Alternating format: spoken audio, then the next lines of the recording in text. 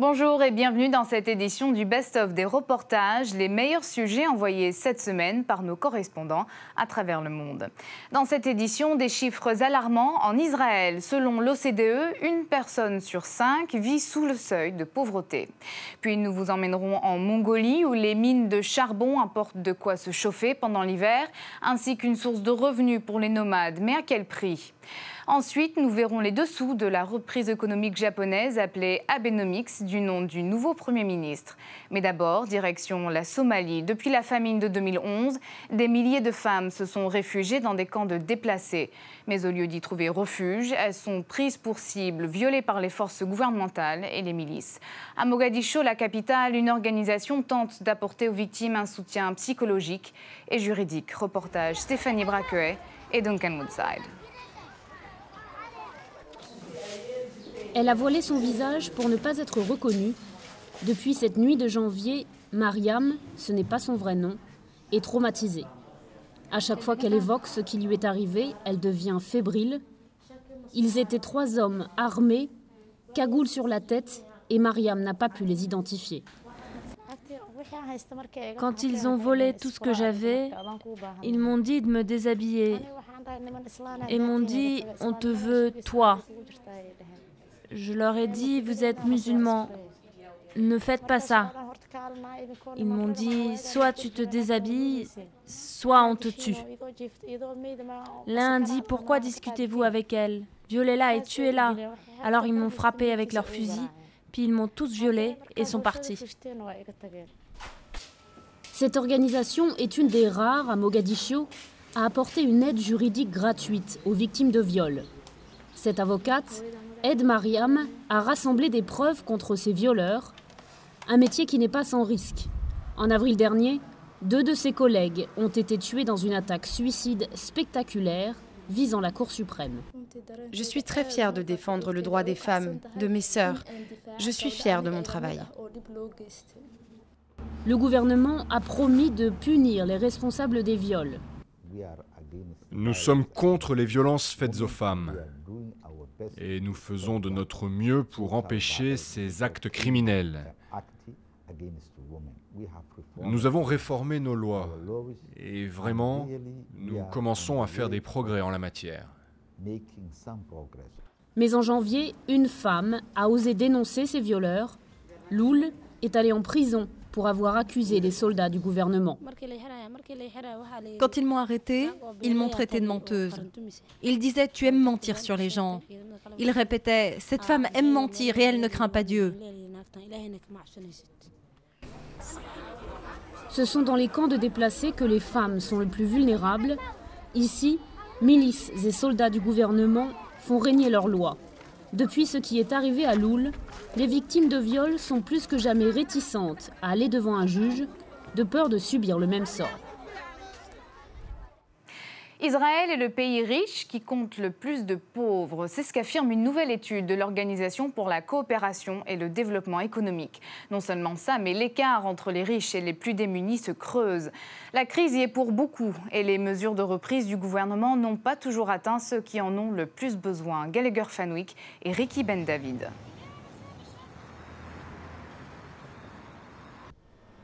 Dans un rapport récent, l'Organisation pour la coopération et le développement économique, l'OCDE, affirme qu'Israël est le pays membre avec le taux de pauvreté le plus élevé. Selon le document, un Israélien sur 5 est pauvre. Esther a fait partie de la classe moyenne jusqu'à ce que son commerce fasse faillite. Désormais, c'est dans cette friperie qu'elle s'habille. Elle souhaite témoigner, mais sans montrer son visage. Je n'ai que ma pension d'invalidité pour vivre. Mon mari touche le salaire minimum. Les temps sont très durs pour nous. L'homme qui a fondé ce centre d'aide et des dizaines d'autres à travers le pays nous dit que depuis quelques années, il voit de plus en plus de familles ayant recours à la charité et aux dons pour s'en sortir. Malgré tout le travail fourni par notre ONG, le nombre de pauvres est passé de 800 000 à 1 900 000. Cela veut dire qu'1,1 million Israéliens qui faisaient partie de la classe moyenne sont tombés petit à petit sous le seuil de pauvreté. Un ascenseur social en panne pour les plus démunis, des banlieues marginalisées, la concentration des richesses dans les mains d'une petite élite qui contribue peu à la société, sont certains des facteurs cités par ce sociologue lorsqu'il analyse les raisons pour lesquelles le nombre de pauvres ne cesse de croître en Israël.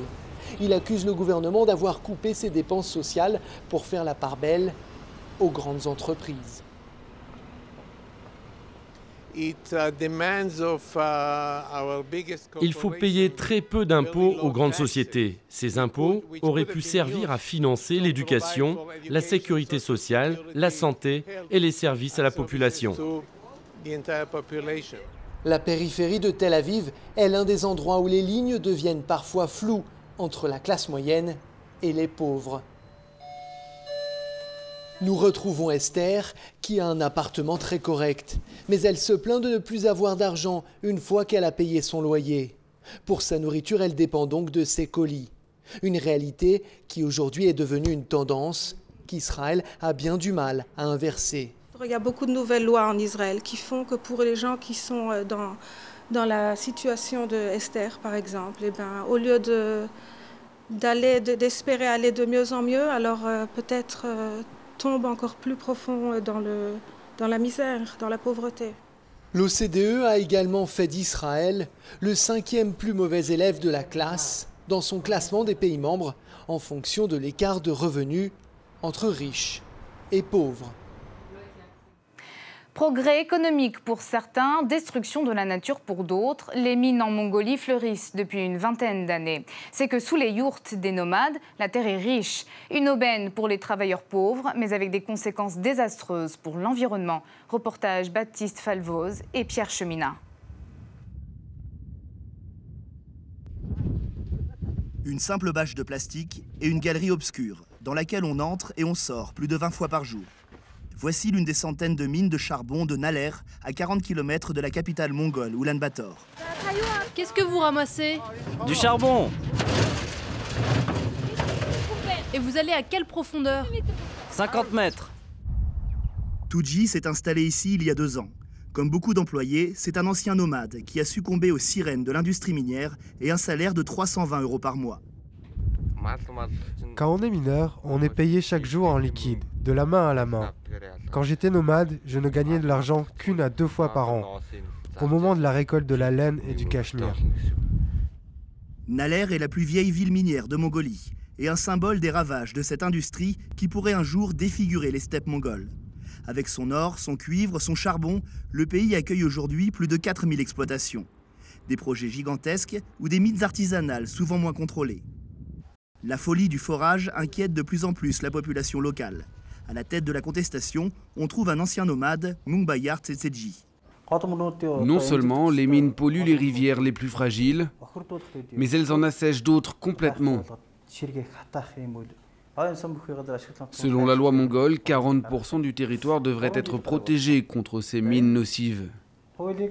Si on suivait vraiment cette loi, 1782 licences minières devraient donc être retirées.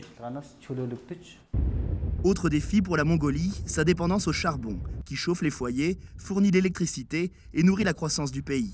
Chaque hiver, Oulan-Bator devient d'ailleurs la capitale la plus polluée du monde.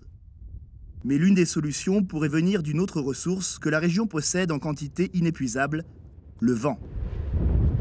Ce mardi, l'Agence de l'ONU pour la protection de l'environnement inaugurait le premier parc éolien du pays qui alimentera bientôt 100 000 foyers. En tout, la capacité de production de cette ferme d'éoliennes est de 50 MW. Tous les ans, on économise ainsi 120 000 tonnes de charbon. La région mongole du Sud Gobi a un potentiel énorme en termes d'énergie éolienne. En théorie, jusqu'à 30 gigawatts, assez pour alimenter toute la Chine. La Mongolie veut d'ailleurs devenir un jour un réservoir d'électricité éolienne pour la Chine, le Japon ou la Corée du Sud. En attendant ces projets incertains, on continue ici de construire des centrales au charbon, un minerai qui reste de très loin la ressource la moins chère dans un pays toujours très pauvre. Avec une population vieillissante, une politique économique basée sur la déflation et un voisin qui monte en puissance, le yen japonais a perdu de son brillant depuis ses jours de gloire au milieu des années 80. Mais depuis quelques mois, les Japonais ont retrouvé le sourire et ils sont nombreux à attribuer ces derniers succès à Shinzo Abe, le Premier ministre. Marie Linton et Guillaume Bression. Abenomics, ce n'est pas seulement la nouvelle politique économique du Japon, c'est aussi une source d'inspiration pour les chanteuses du groupe Machikado. En signe de soutien, elles diminuent la taille de leur jupe à mesure que la bourse de Tokyo augmente. Ah, j'espère que le Nikkei va passer au-dessus de 20 000 points, comme ça les filles feront tomber la jupe. Avec sa politique économique, le Premier ministre Shinzo Abe veut sortir le Japon de 2 décennies de stagnation et le ramener sur le devant de la scène. Un vent d'optimisme doit souffler sur le pays. En tant que géant économique, le Japon a la responsabilité de manifester son existence au cœur de l'économie mondiale. Le Japon est de retour. Je tiens à le répéter. Le Japon est de retour. Grâce à une politique monétaire et fiscale ultra-expansionniste, l'indice du Nikkei s'est envolé de 50% en 6 mois, la consommation frémit et l'OCDE a revu à la hausse les perspectives de croissance du Japon. Mieux, le yen a glissé de 25% face au dollar, apportant un bol d'air aux sociétés exportatrices. Chez ce constructeur automobile, les employés soutiennent Abenomics. On est vraiment content à l'usine. Comme l'entreprise gagne beaucoup d'argent, on s'attend à ce qu'ils augmentent nos bonus cet été.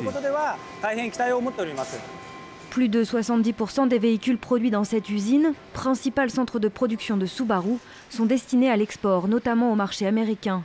La hausse relative du dollar est donc une aubaine pour le constructeur. Quand le yen perd 20 points face au dollar, nos profits augmentent de 150 milliards de yens. Fier de son nouveau modèle, le gouvernement a rassemblé des économistes émérites du monde entier. Acquis au bienfait d'Abenomics, certains admettent pourtant que cette politique audacieuse n'est pas sans danger. La déflation, et le Japon s'y trouve depuis un moment, je pense qu'il a raison de prendre une espèce d'électrochoc. Maintenant, on sait bien que les électrochocs, ils peuvent parfois faire très mal aux patients. Après avoir atteint son plus haut niveau en 5 ans et demi, la bourse de Tokyo ne cesse de perdre du terrain depuis la fin mai. Et pour le moment, la déflation continue de miner la 3e économie mondiale. C'est la fin de cette émission. Merci à tous de nous avoir suivis. Rendez-vous la semaine prochaine pour un autre numéro du Best of de France 24.